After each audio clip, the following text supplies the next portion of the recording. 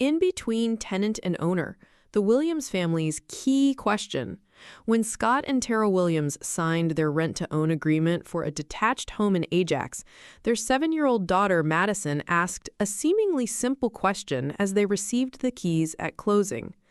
Are these our keys now, or are we just borrowing them? Her innocent question perfectly captured a fundamental uncertainty many families experience when entering rent-to-own arrangements. Exactly what rights, responsibilities, and ownership elements transfer immediately, and which ones remain with the property owner during the rental period. We had the same question, just expressed more technically, Scott admitted with a laugh.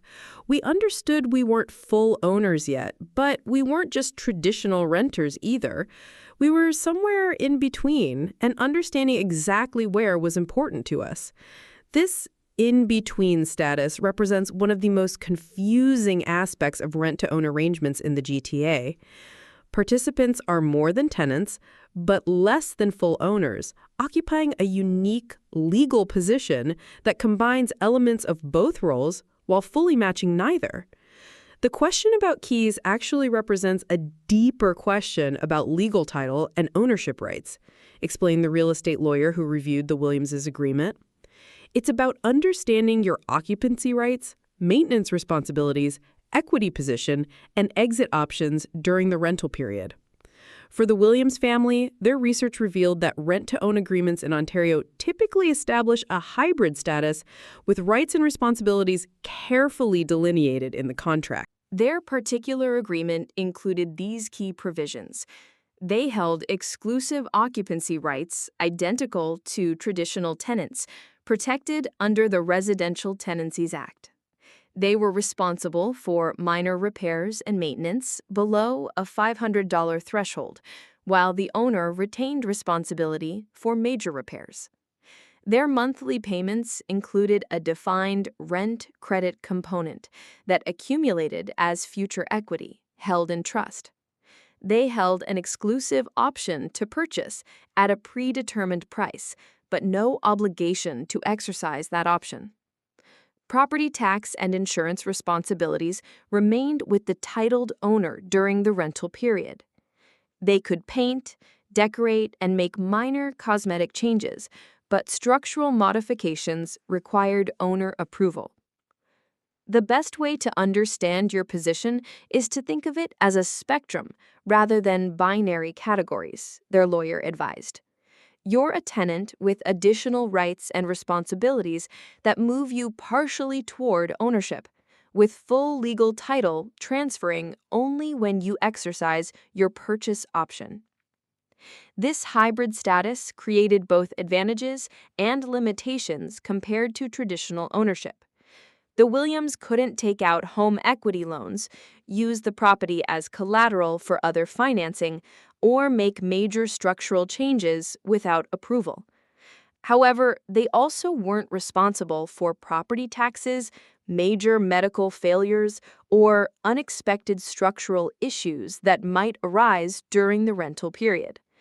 We have our name on the door and exclusive right to live here, but the legal title remains with the program provider, Tara explained. We have security of occupancy and protection against the property being sold to someone else, but we don't have complete legal ownership until we exercise our purchase option. Their agreement explicitly addressed what would happen in various scenarios, providing clarity that helped them understand their exact position.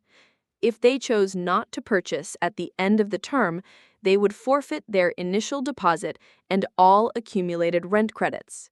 Additionally, if property values declined and they didn't complete the purchase, they would be responsible for covering the difference if the property sold for less than the agreed-upon price, plus related costs such as real estate fees, mortgage breaking penalties, and initial closing costs, and compensation for the time the property was held.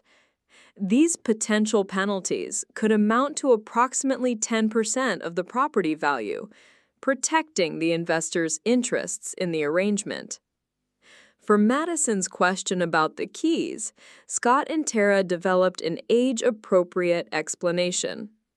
Our name is on the mailbox, and we can live here completely, but the official papers that say we own it won't be ours until we finish our special saving plan to buy the house. As their first year in the home progressed, the Williams' understanding of their hybrid status evolved from theoretical to practical. When the dishwasher required repair, they handled it as specified in their agreement. When they wanted to install built-in bookshelves, they obtained the expected required approval. When property values in their neighborhood increased significantly, they appreciated the security of their predetermined purchase price. Having your name on the door is different from having your name on the title, Scott noted 18 months into their agreement. It's really about understanding exactly what bundle of rights transfers immediately versus at final purchase, and having those distinctions clearly documented in your agreement. For GTA families considering rent-to-own programs, the Williams' experience highlights the importance of professional guidance in understanding this hybrid status. Well-structured agreements explicitly address maintenance responsibilities, improvement rights, equity accumulation mechanisms, and exit options, transforming the clear, ambiguous middle ground between renting and owning into clearly defined territory. While rent-to-own participants can put their name on the door and mailbox, the legal title remains with the property owner until the purchase option is exercised, creating a unique arrangement that provides housing stability while building a hopeful bridge to full ownership.